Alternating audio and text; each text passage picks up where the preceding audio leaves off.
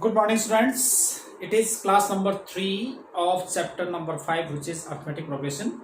In previous class, we had done the general term or nth term of an AP, and based on that formula, we had done example 1 to 4, example 4 up to 4, and question number 1 to 3 of exercise 5.2. Now move on further, continuing this chapter. Now let us do example number 5. What is example number 5? Example number 5 is determine the AP. We have to get AP. Example 5. We have to get AP whose third term is 5 and seventh term is 9. Third term is 5 and seventh term is 9.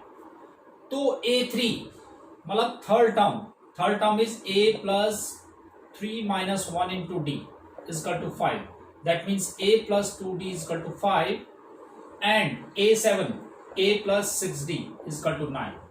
I have already told you in previous class, suppose we have to get A7, so you have to write A plus 6D, because using that formula A plus n minus 1 to D. So 7 minus 1, that is 6.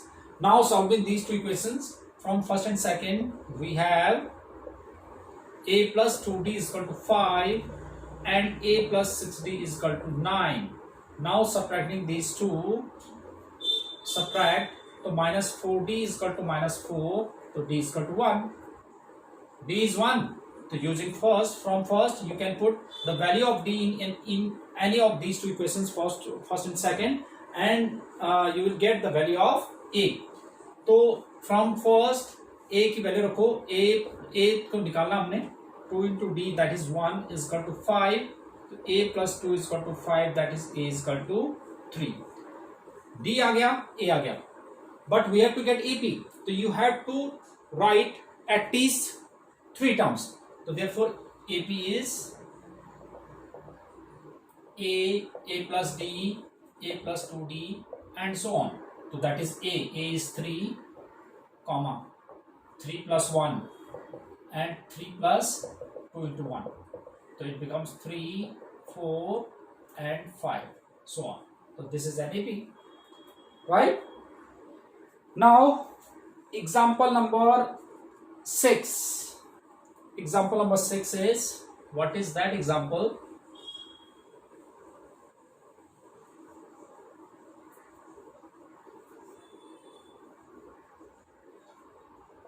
Sixth example is, check whether 301 is a term of the numbers 5, 11, 17, 23 and so on. We have to check whether 301 is any term. We have to check whether 301 is any term. So let nth term is 301. हमने check करना है कि 301 कोई term है. अगर मैं इसी sequence को आगे बढ़ाता जाऊंगा तो क्या इसी सीक्वेंस के अंदर 301 आ पाएगा, ये हमने देखना है. ठीक है, तो मैंने एज्यूम करना है कि लेट nth टर्म इज 301. तो that means that is n is equal to 301 and A is 5 and D is second term minus first term, which is 11 minus 5, 6, right? Now an is equal to A plus n minus 1 into D, so that is an is 301. A is 5 plus n minus 1 into D, D is 6, so 301 minus 5 is equal to n minus 1 into 6. तो 301 में से 5, 296, ठीक है, upon 6 is equal to कितना, n minus 1. तो 296 upon 6 करेंगे हम, तो ये that is 296 upon 6 plus 1 is equal to n. तो देखो 6 से तो ये कटेगा नहीं, फ्रैक्शन में आ रहा है, तो 296 plus 6 upon 6 is equal to n. तो 302 अपॉन 6, ठीक है, अब 3 से काटेंगे तो ये एग्जैक्टली कटेगा नहीं, तो which is not a natural number, ठीक है। Since n is not a natural number, so 301 is not a term of given AP, right. क्या मतलब हुआ कि n की वैल्यू जो है, जो टर्म होती है, जैसे टर्म का मतलब first term, second term, third term, तो n मतलब 1 2 3, first term means 1, second term 2 3 4 5, तो ये नेचुरल नंबर होने चाहिए। टर्म का मतलब नंबर ऑफ टर्म्स बताना है, तो वो नेगेटिव में भी नहीं हो सकता और वो जो है फ्रैक्शन में भी नहीं हो सकता, राइट। तो अगर हमारे पास n की वैल्यू कोई एग्जैक्ट आ जाती तो इसका मतलब सपोज हमारे पास 15 आ जाता, तो 15th term will be 301, but इसमें n की वैल्यू जो है कोई आपके पास नेचुरल नंबर आया नहीं, तो ऐसे केस में hence 301 is not a term of given AP। Yes, next example 7 is how many two-digit numbers are divisible by 3? How many two-digit numbers which are divisible by 3? Three-digit number. How many? नहीं sorry, two-digit number. How many two-digit number? तो सबसे पहले तो देख लेते हैं कि two-digit numbers divisible by 3. 2000, देखो पहला नंबर टू डिजिट, पहला नंबर तो वैसे 3 है जो डिविजिबल बाई 3 है, 6 9, बट हमें टू डिजिट नंबर, तो टू डिजिट नंबर पहला कौन सा है 12 15 18 एंड सो ऑन, और इसमें लास्ट टर्म क्या होगा 99 जो है वो 3 से डिविजिबल है, ठीक है। वैसे भी आपके पास क्या है कि 3 से डिविजन वाले देखो लास्ट टर्म जो है हमारे पास 99, तो here a is 12, b is 15 minus 12 which is 3, और this is last term is 99, ठीक है। तो using last term formula l is equal to a plus n minus 1 into d, तो दैट मीन्स a l के लिए 99, a is 12 plus n minus 1 into d is 3, तो 99 minus 12 is equal to n minus 1 into 3,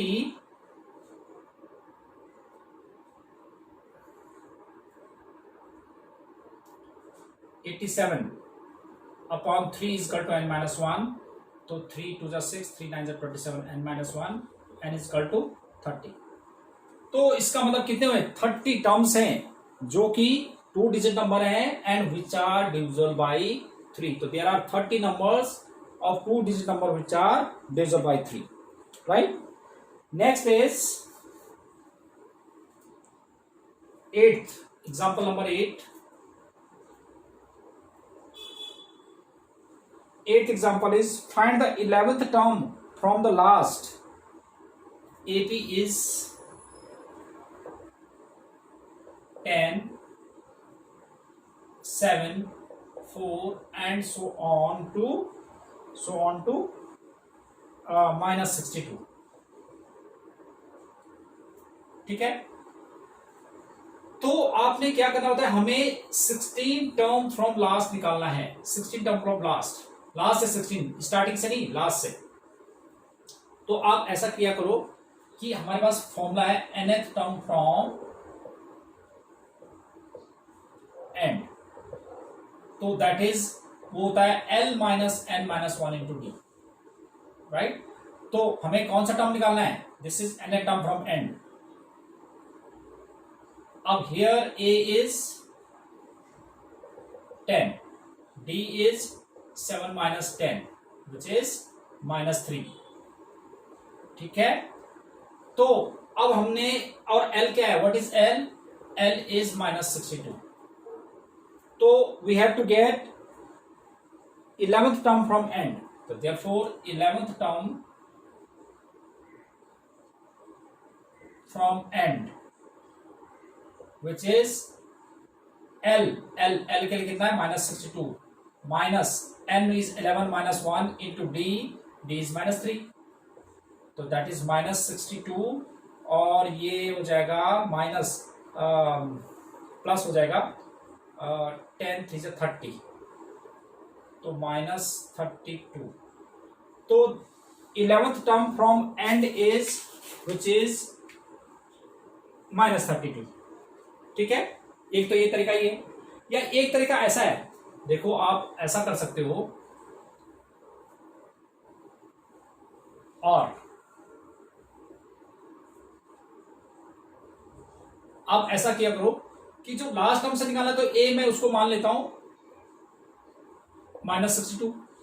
अब D जो होगा, क्योंकि ये उल्टा होगा, तो जैसे डी इसमें कितना था, -3 था, तो डी क्या हो जाएगा, इसमें रिवर्स हो जाएगा 3। ठीक है, मतलब अगर हम इसको देखो, इसमें 3 कम होते जा रहे हैं ना, तो इस तरह से हमने इस एपी में हमारे पास क्या है कि इसमें जब मुझे 11th टर्म फ्रॉम एंड निकालना है, तो इस सीरीज को मैं रिवर्स कर देता हूं, तो रिवर्स एपी क्या बन जाएगा, रिवर्स एपी क्या बन जाएगा हमारे पास, ये दूसरा तरीका से बता रहा हूं ना मैं, तो रिवर्स एपी क्या बन जाएगा, -62, उससे पहले वाले 3 का डिफरेंस है ना, उससे पहले वाला क्या होगा, -58, फिर -55, इस तरह से होगा। तो इसमें देखो ए तो -62 है, डी कितना हो जाएगा, डी इज -58 और -62, तो -58 प्लस 62, तो दैट इज 3। तो हमेशा जो भी यहाँ पे डी आता है ना, डी जैसे -3, तो उधर रिवर्स वे में करोगे तो वो 3 हो जाएगा। तो अब मुझे एक नया 11th टर्म निकालना है, therefore 11th term from and निकालना है, तो 11th टर्म फ्रॉम एंड, ये क्या हो जाएगा, A11 निकाल लेंगे, a प्लस 10d, और a what is a, -62 plus 10, d के लिए 3 है, तो -62 प्लस 30 विच इज -32। तो आप ऐसे भी कर सकते हो nth टर्म फ्रॉम एंड निकालने के लिए, राइट। तो ये क्वेश्चन ऐसा भी हो सकता है। अच्छा, अब देखिए आप, जो ऐसे ही अब आपके जैसे ये वर्ड प्रॉब्लम्स आ रहे हैं, हमारे पास, तो क्या है देखो, तो बेटा अब इस पे बेस्ड जो है आपने क्या करना है कि पहले आप ये वर्ड प्रॉब्लम से रिलेटेड हम नेक्स्ट क्लास में डिस्कस करेंगे। तो अभी आप जो है क्वेश्चन नंबर 17 तक आप इजीली कर सकते हो इसको। तो पहले आपने ये सारे एग्जाम्पल करने हैं and do up to question number 17, नहीं तो एक साथ ज्यादा हो जाएगा ना। Question number 17 of exercise which exercise this 5.2। तो यहां तक आप ट्राई कर सकते हो, ठीक है। तो I think that is more than enough for today's class. Thank you very much, have a nice day.